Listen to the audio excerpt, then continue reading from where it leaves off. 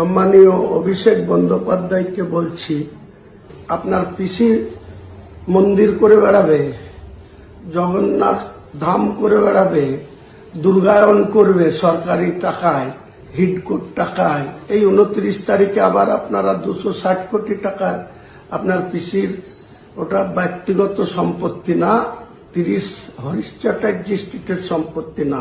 মুখ্যমন্ত্রীর শপথ নিয়ে আপনি শুধু মন্দির করবেন, কার্নিভাল করবেন, দুর্গাপুজোর অনুদান দিবেন, শিলিগুড়িতে কোটি কোটি টাকার জায়গা সেখানে মন্দির করার জন্য দিবেন, আর আমাকে আপনি পরামর্শ দিচ্ছেন, নিদান দিচ্ছেন।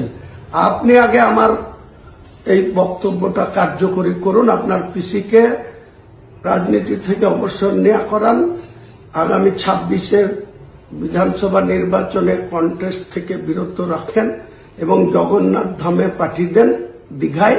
তাহলে আমি কথা দিচ্ছি বাংলার মানুষের কাছে, আমি আগামী দিনে কোনো সিটে লড়াই করব না।